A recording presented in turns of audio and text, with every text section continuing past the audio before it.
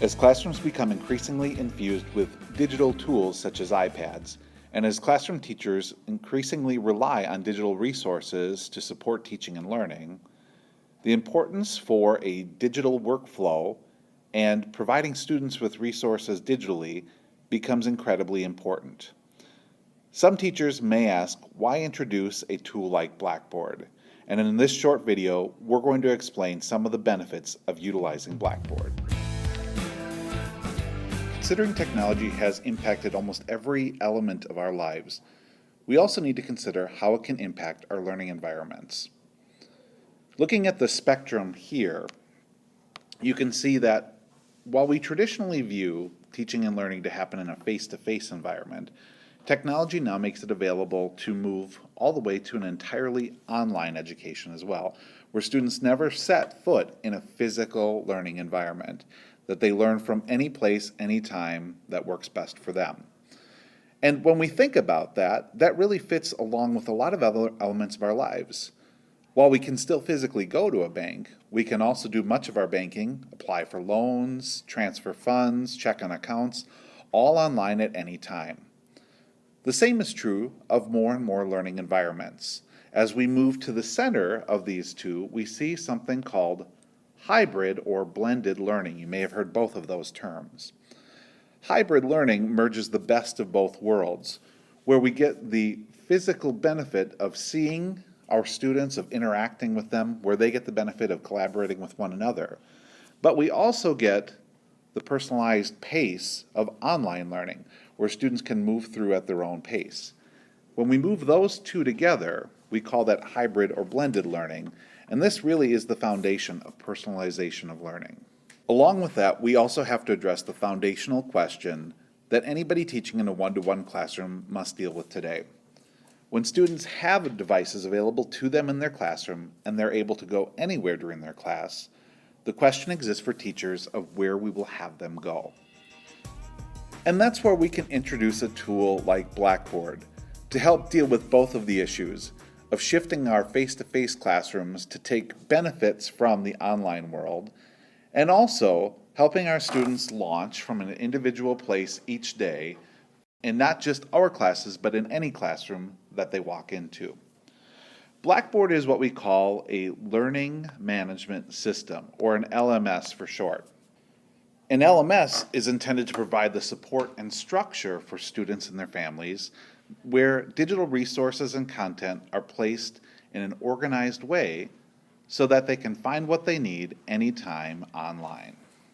When we talk about using Blackboard or a learning management system in general, it's often common for teachers to reply, yes, I do that with a website, or I already have Google Classroom and I use that to do these types of things. What we're going to look at quickly is a comparative look at what Blackboard can do compared to websites and also to Google Classroom. So let's start with websites. Blackboard offers a single address for all classes. This means that no matter what class you're in, no matter what grade level you're in, if your teacher utilizes Blackboard, you'll go to a single address and launch from there into all the resources that you need. This ultimately eliminates confusion for the student and for their parents and guardians, which we'll talk about in a moment. We know that this is generally not true with websites, as every website is going to have a unique address. And while there are workarounds and ways to deal with it, that is another step that you'll have to figure into the use of that system. We also know that from a parent review perspective of all the resources available, our parents want access to the resources that are being put online for their students.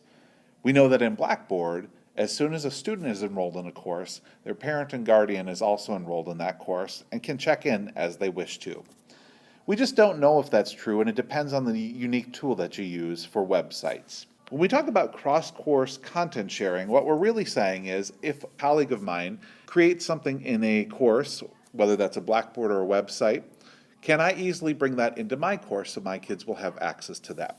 We know that in Blackboard this is absolutely true. We know that's generally not true in websites, as they're not typically built to do so, although there are some tools that might work for this particular purpose.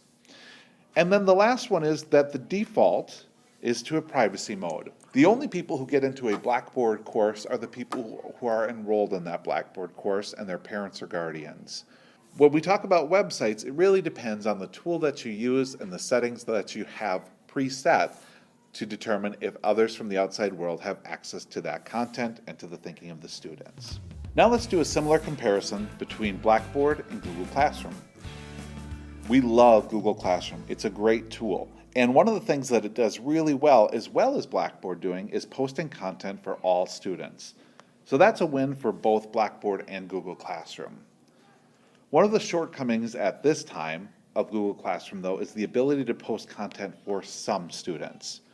While we can post content for all students easily and quickly, the ability to really target certain items at certain students so that they have access to exactly what they need without everybody else knowing what they have access to isn't available in Google Classroom, but it can be available within Blackboard. The ability to organize content easily. Blackboard really excels at organizing content and structuring it in a way that makes sense for teachers and for students.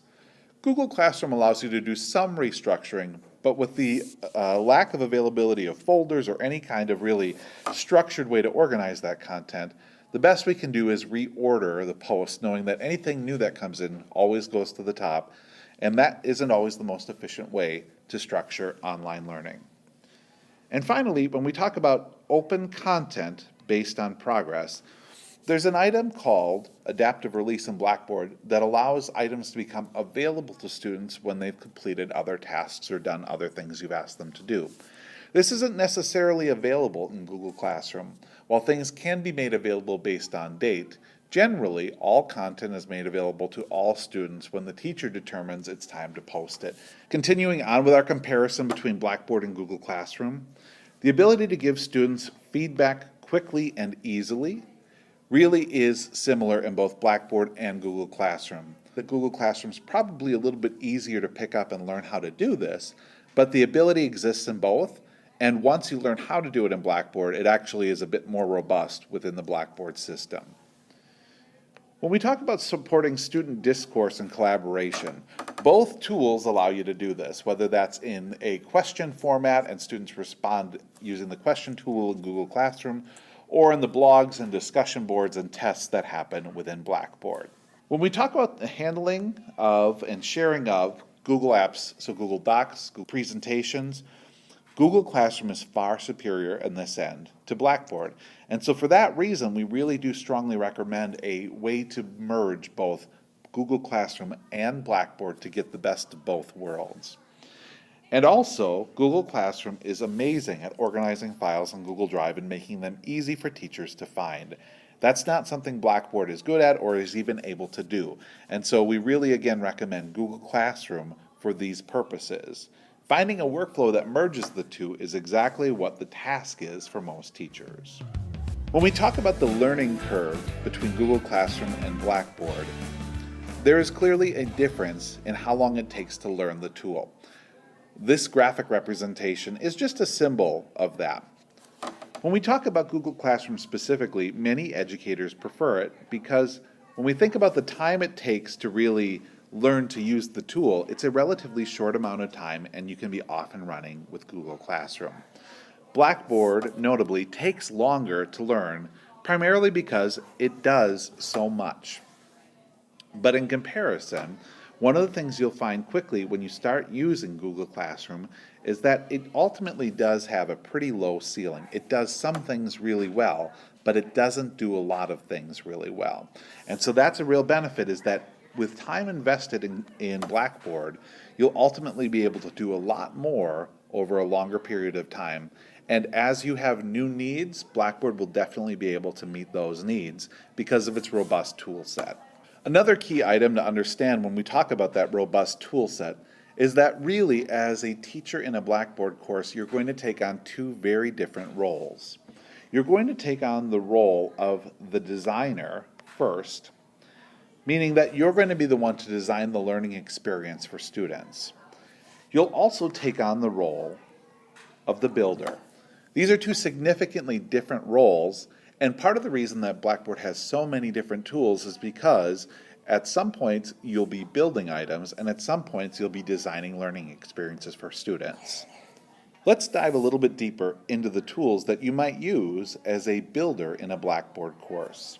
Builders use learning modules to control the pace at which students consume the content. They use content folders and items to organize the content and give clear directions to students. They'll include multimedia such as video, photo, and audio. They might create links in the course. They'll build blogs, journals, and discussion boards. And to have students show what they know as they move through the content, they might build tests into a Blackboard course. But there are more tools. For instance, when you slip into designer mode, you'll be able to customize the navigation panel. That's that area on the left-hand side of a Blackboard course where students navigate through the different content and key tools in the course. You'll be able to view and hide content from students as it becomes appropriate for them to view those different items. You'll be able to create customizable groups and then make that content available only to specific students in specific groups as it is appropriate to do so. And you'll do that using adaptive release of content, which is a way to control who has access to what content and what a student needs to do prior to viewing content. There's also, as we mentioned earlier, that student-guardian connection. And designers can think about what would be best for students to have access to, and also what do parents and guardians need to be able to see. And finally, you'll use a tool called Course Achievements to motivate students in the course. These are like digital badges that they can earn as they do different tasks throughout the learning process. So when educators ask the question, why should I invest the time to learn a tool like Blackboard? It comes down to one really simple piece. We always need to keep the end user in mind, and that's our students and their families. Blackboard provides us with a way to quickly and easily post resources to those students and their families so that the student can have a streamlined experience where they have access 24/7 to the resources that they need.